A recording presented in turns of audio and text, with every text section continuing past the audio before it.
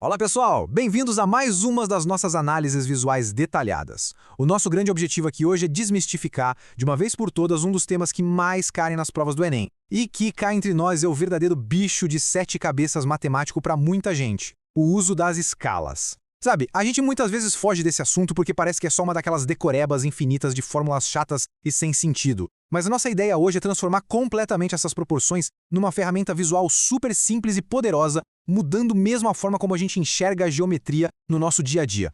E olha, para garantir que essa nossa preparação seja totalmente à prova de balas, tudo que a gente vai analisar nessa explicação saiu direto da fonte oficial, tá?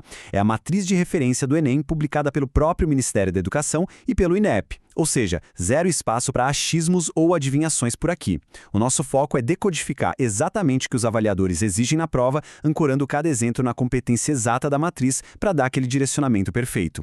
A nossa pauta de hoje é super direta. Primeiro, mapas, distâncias e o cotidiano. Segundo, a lente de aumento geométrica. Terceiro, passo a passo para rotas lineares. Quarto, passo a passo para volume espacial. E quinto e último, evitando as armadilhas das unidades de medida.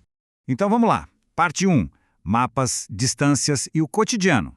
Pensa aqui comigo um pouquinho. Como é que o Brasil inteirinho cabe na tela do celular?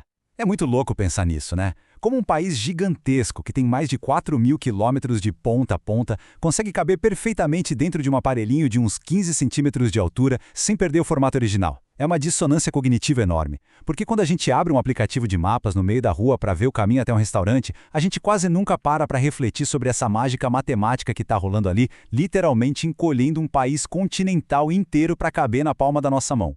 E o ponto-chave de tudo isso é entender a definição oficial dessa mágica. Lá na matriz do Enem, isso está mapeado certinho na competência de área 3, habilidade 11. E essa habilidade exige justamente a nossa capacidade de usar a noção de escalas para ler representações de situações do cotidiano. Em resumo, uma escala nada mais é do que uma ponte. É uma ferramenta tradutora que conecta aquelas grandezas gigantes do mundo real com as representações minúsculas delas no papel ou na tela do celular. É a garantia absoluta de que as proporções vão ser mantidas. Pensa bem, sem essa ferramenta, uma estrada que é perfeitamente reta no mundo real poderia parecer torta no desenho, ou um bairrozinho poderia parecer maior que uma metrópole. A escala existe para preservar a realidade.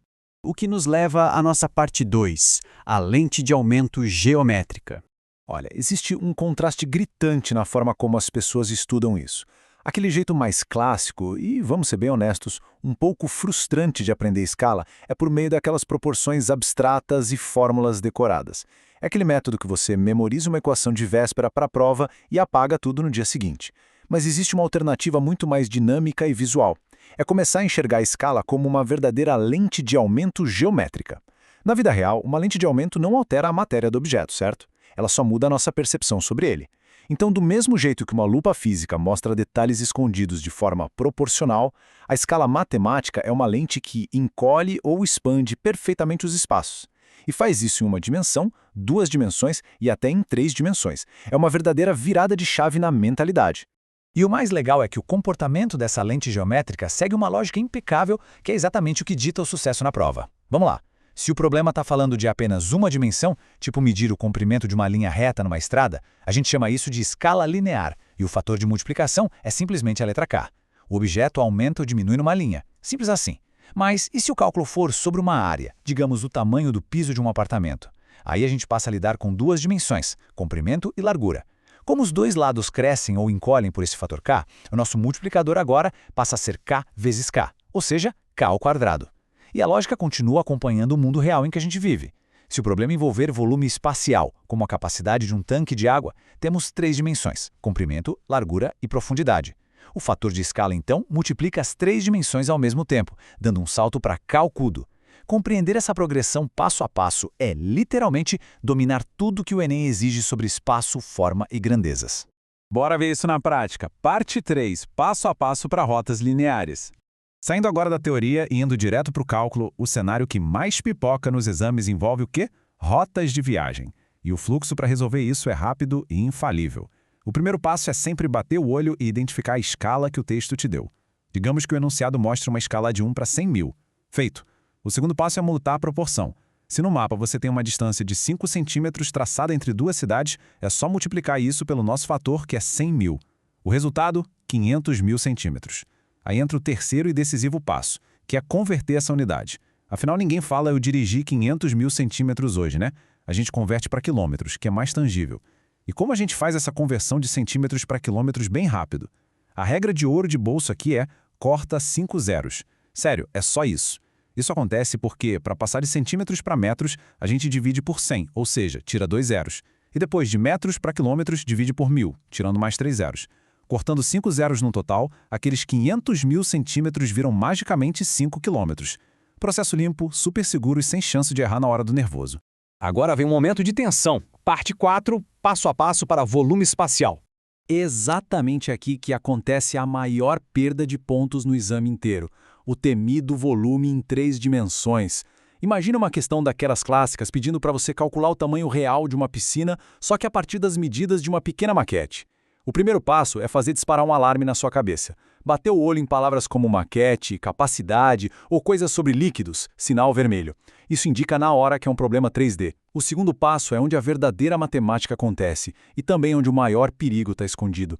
Presta muita atenção. Nunca, de jeito nenhum, use apenas o número da escala linear solto no texto. É absolutamente obrigatório pegar o fator de escala e elevar ele ao cubo. Se a escala da maquete de 1 para 50, o fator multiplicador do volume não é 50, é 50 vezes 50 vezes 50, o que dá impressionante 125 mil. Só depois vem o terceiro passo, que é multiplicar aquele pequeno volume em centímetros cúbicos da piscina da maquete por esse novo e gigantesco fator geométrico. 50 mil litros. Para vocês sentirem o impacto prático dessa lente geométrica, olha a diferença do resultado. Quando a pessoa esquece que é 3D e multiplica o volume da maquete só pelo fator linear, o resultado geralmente é uma quantidade de água tão pequena que mal encheria uma banheirinha de bebê. Mas, quando a gente lembra de elevar a escala ao cubo e multiplica por aqueles 125 mil que calculamos, a gente descobre que aquela piscininha de plástico da maquete representa lá na vida real um reservatório colossal de 50 mil litros, pronto para abastecer um prédio inteiro. É essa diferença brutal de volume que separa o candidato que realmente entende o espaço geométrico daquele que só decorou as frações básicas. E para a gente fechar blindando a nossa estratégia, parte 5, evitando as armadilhas de unidades. Dominar essa geometria das dimensões resolve 90% do problema, com certeza. Mas, pessoal, é vital construir defesas táticas contra as pegadinhas que já vêm no próprio design da prova do Enem. Essas 3 táticas que vou falar agora têm que virar puro instinto de sobrevivência. Número 1, a leitura do enunciado tem que ser com precisão cirúrgica. Número 2, e essa é a principal tática de defesa, crie o hábito físico. Pegue a caneta e circule as unidades de medida direto no papel da prova. É extremamente comum a banca misturar centímetros no texto com alternativas em quilômetros ou metros. E eles não fazem isso para testar sua matemática profunda, mas sim para testar a sua atenção e usar o seu cansaço contra você. Quando você circula a informação, o seu cérebro recebe um aviso visual imediato. Opa, alerta vermelho aqui. E a tática número 3, que vem dessa última, é fundamental igualar todas as unidades de medida antes de começar a fazer qualquer multiplicação ou de aplicar lente geométrica. Essa pequena disciplina salva cálculos brilhantes que seriam jogados no lixo só por esquecer de converter centímetros para metros. Então, depois de passar por essas conversões fáceis, entender direitinho como uma lente de aumento matemática funciona em 1, 2 e até 3 dimensões e construir defesas sólidas contra o design da prova, o que fica de mais valioso disso tudo é perceber como essa lente geométrica altera a forma como a gente enxerga o mundo. O seu celular, exibindo o mapa do Brasil, a planta de um apartamento num panfleto ou a maquete de um prédio, deixam de ser simples imagens do dia a dia. Eles passam a ser realidades matemáticas complexas, perfeitamente codificadas e estruturadas na sua frente. Porque, no fim das contas, muito mais do que só um desafio numa prova do Enem, as escalas são as chaves fundamentais para decodificar todas as proporções invisíveis que organizam nossa sociedade. E aí, prontos para olhar o mundo com uma nova lente? A gente se vê no nosso próximo mergulho nos estudos.